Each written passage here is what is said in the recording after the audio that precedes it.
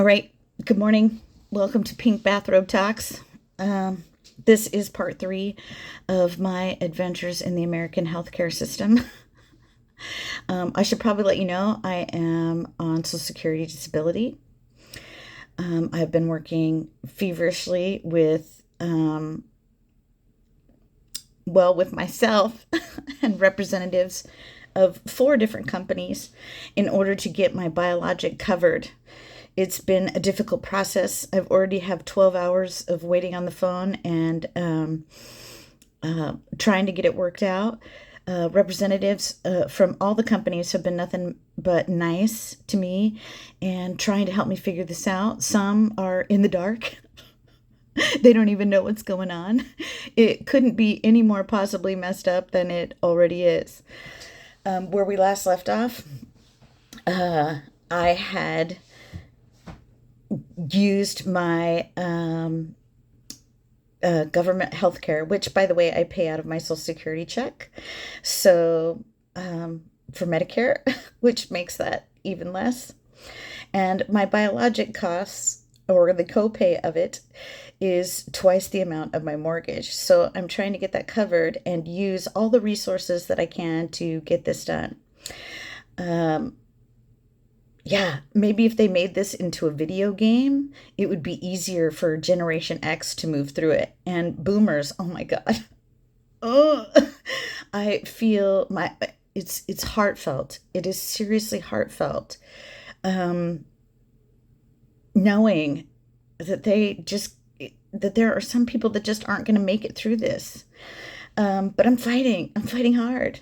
So where we last left off is that I had switched everything over to Medicare and then contacted the big pharmaceutical company for coverage. Okay, now it was approved for dispensing by my chosen Medicare insurance provider. And it was great. I mean, they approved it. You know, it took some doing because I got a denial letter and then had to go to appeals, and so it took quite a bit to get through that. And then having contacted the big pharmaceutical company and letting them know that, yes, this is approved to be dispensed from the specialty pharmacy by the government Medicare insurance plan. They proceeded to revoke my health savings card plan because that one's only good with private insurance. They revoked it. And so they said that I could apply for what they call a patient assistance. Now, this is the big pharmaceutical company, which I'm grateful for. You know, they're willing to help people with private insurance to cover the exuberant copays, which once again are twice the amount of my mortgage. Anyway, I was at a stopping point because I went to apply for this patient assistance and they wanted me to upload my federal income tax returns from last year, as well as a prescription and medical expense form, which I had to fill out. Now, I'm applying for assistance, and I don't have a problem with that. However, we all know that my better half, hashtag he who shall not be named, makes a considerable amount of more money than I do. I have a very small Social Security disability check, and I pay for all of my medical expenses, and that's what I got. I mean, he pays the bills. He takes care of me, you know, and things that I need other than medical. And it's been difficult for him and difficult for me, and it's been very stressful. However, shining forward, we made a decision to stop and think on it for a couple of days before uploading, you know, our federal income taxes and expenses and prescription forms, because they would have to include his income as well as his medical expenses and prescriptions. And it has really nothing to do with him. This is a biologic. I need this medication for my mobility and for quality of life. And like I've said before, I have about 10 years to take the best care of myself. And in doing so, in this health journey, I need to do what's recommended by my doctor. And we both decided together that getting back on this biologic would slow the progression of the PSA, which is psoriatic arthritis. And I have a naturally high white blood cell count, and my specialized white blood cells attack my joints. And they eat away at the tendons, the muscles, the cartilage. It's not fun, especially when I'm in a flare. So we were at a stopping point. My husband had decided that we would attack it from the other side. Having given 12 hours of time and effort into the government, that we would attack it from the other side.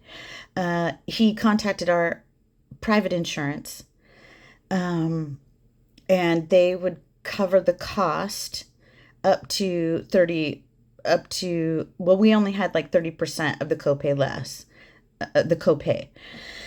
Anyway, having said that, I will be spending the day working on backtracking through not only the Medicare system and removing all of my insurances with all of the specialty pharmacies or the second specialty pharmacy that was recommended to me through a specialty pharmacy referral service, where my drugs were actually transferred to without me knowing it, nor the big pharmaceutical company.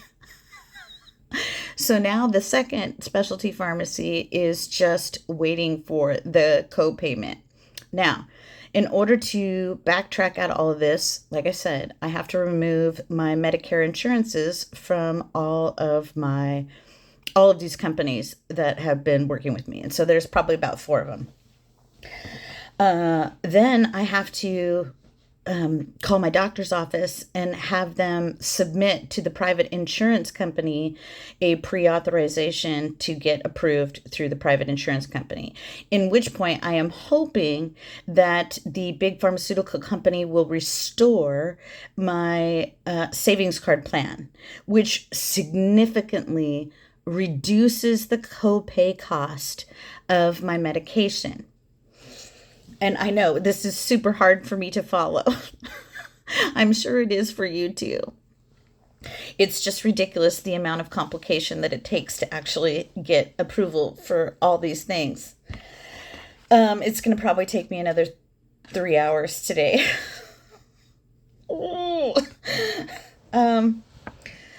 Then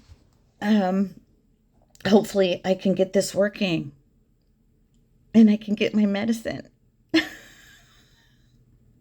Now, I also see a doctor that is called a direct primary care physician.